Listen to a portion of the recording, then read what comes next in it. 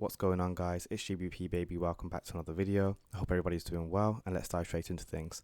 So as you can see on the right here, I have the economic calendar up, and you can see that we do have the Fed interest rate decisions on Wednesday. So I am expecting a lot of movement and quite an aggressive week this week on the back of that.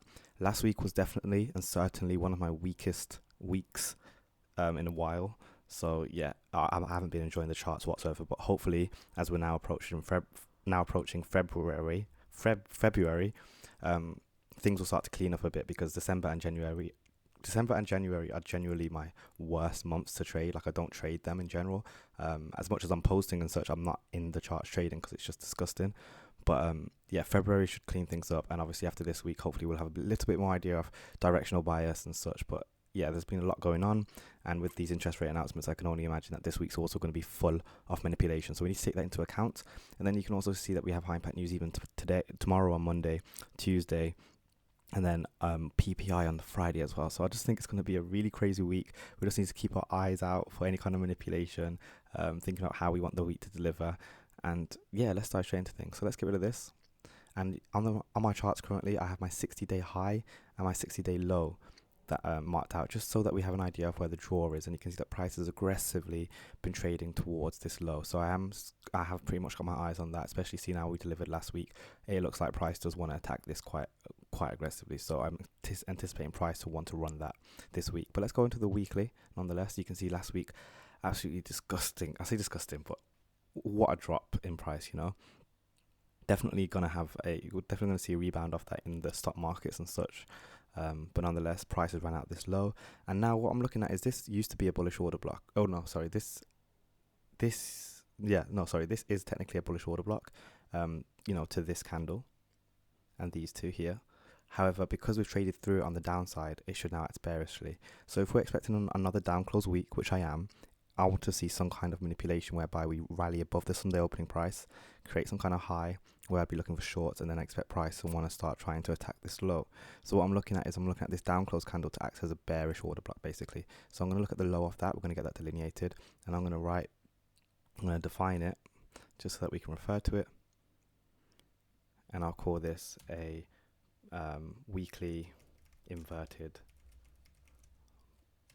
bullish order block, because it needs to be known that it's inverted, because we're anticipating that it should act bearishly for us. So if we find that price has traded into that, that's where we'll be looking to find some kind of resistance. We can look at the candle as a whole. I just doubt price is going to want to trade anywhere into it, but if it does, then I'll be looking at the 50% level more specifically.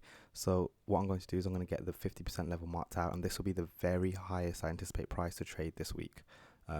If we are going to get any kind of rallying or any kind of manipulation on that side of the curve, because remember, we're expecting a down close candle, but we need to leave room and allowance for price to want to rally to some extent. So we'll get the midpoint marked out of the weekly inverted order block, and this will simply be the highest I want to see price trade before trading lower. Now you can see that price is already gapped, but we can talk about that in tomorrow's video. I don't want to talk too much on that now, but we're at the 50% level of this large wick. But nonetheless, I am looking for these lows to be aggressively attacked, and like I said, I want to see some kind of rallying first.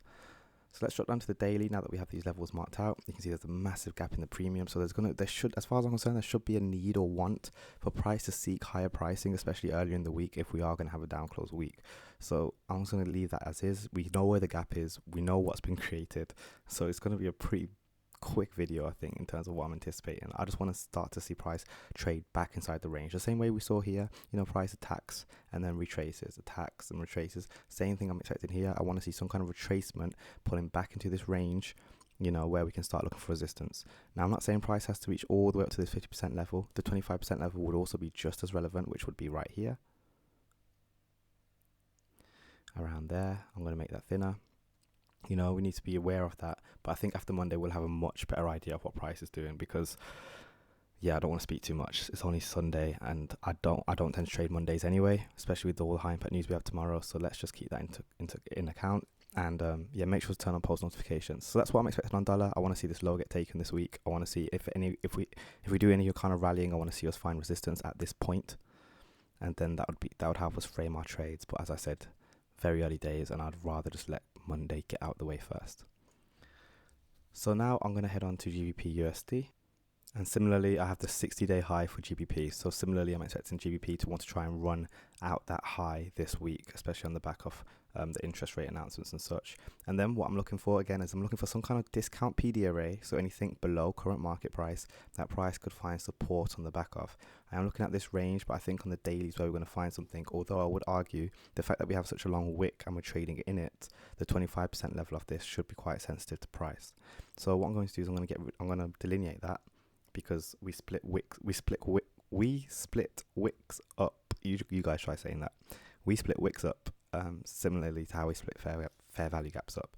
So I want to see if this can hold price. This is a 25% level of a weekly wick from a long time ago, but again, we're treating wicks as fair value gaps. ICT said it himself, and I'm going to write weekly 25% weekly wick like so. And that'll be a nice discount PD array for price to want to trade to early in the week, because we expect price to trade higher, so we want to see us open and create some kind of discount, as in trade below that Sunday opening price. I always look for price to dip below the Sunday opening price. In fact, when price doesn't do that, that's when I struggle.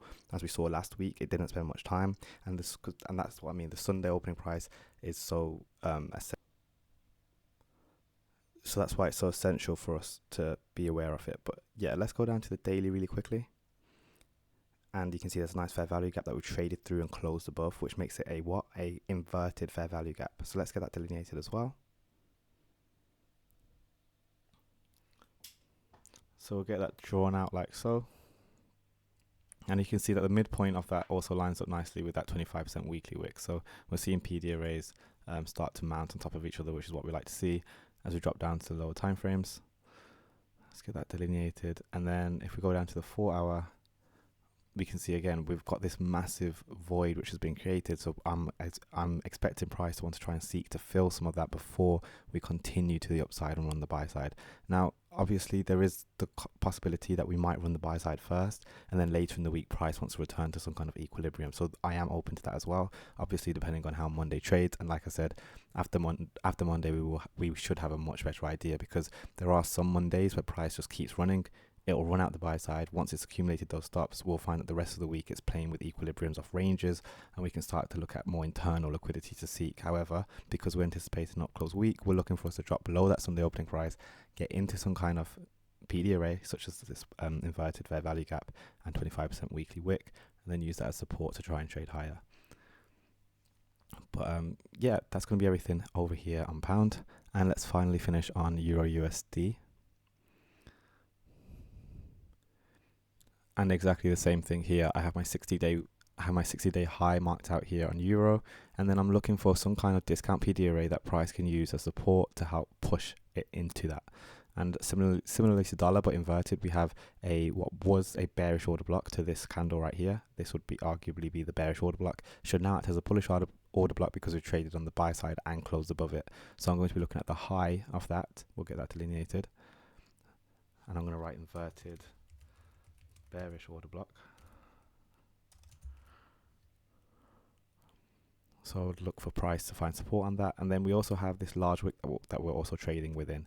And similarly, I'm looking at that 25% level, as in we should be able to find support at some of these levels within the wick, because we treat wicks as gaps too. So let's get that delineated just for reference. And then I'll put 25% level off weekly wick. And these are the discount PD arrays I'm expecting where price will find support or want to trade away from. So depending on the time of days in which we're reaching these, whether it's 9 a.m. or whether it's 3 a.m., certain times at points of the day, I'd expect price to want to reverse on the back of these, which should help us with expectations for the rest of the week. So let's go to the daily. And you can see again, a massive void. I'm anticipating us to want to drop below that Sunday opening price, assuming we're not taking out that buy side for now. And then I want to see us use that as support to try and push into it later in the week. Now, again, we'll let Monday trade and us get to Wednesday and Thursday, depending on where we are. It's very possible we might just stay within this massive range, as in consolidate. There's a lot, like I said, price likes to play with equilibriums, and it's created a massive range last week. So there's a potential for price to want to just return to that equilibrium. And this 60-day high that everyone's got their eyes on, and I've got my eyes on, that might get touched maybe in February, or maybe not even at all. This could be a failure swing in the making. So that's why we just have to be a little bit careful at these points. But as February approaches, like I said, the market should loosen up a little bit. Let's drop down to the 4 hour. Again, massive void, not really much to talk about here. I just want to see if we can drop down into this inverted order block high or this 25% weekly level, and when it gets there, it depends on the time of day and the time of week. I want to see if price will expand away from it, in which case we can start looking for potential longs, etc. But that's going to be everything in this video, guys. I hope you found it insightful. Don't forget to drop a like, drop a comment, smash subscribe, join the mailing list, join the Discord, and turn on post notifications so you don't want to miss the videos this week. And do drop in the comments below what you think. I'd love to hear what your thoughts for the week are. Thanks so much for watching, and I'll catch you in the next one. Peace.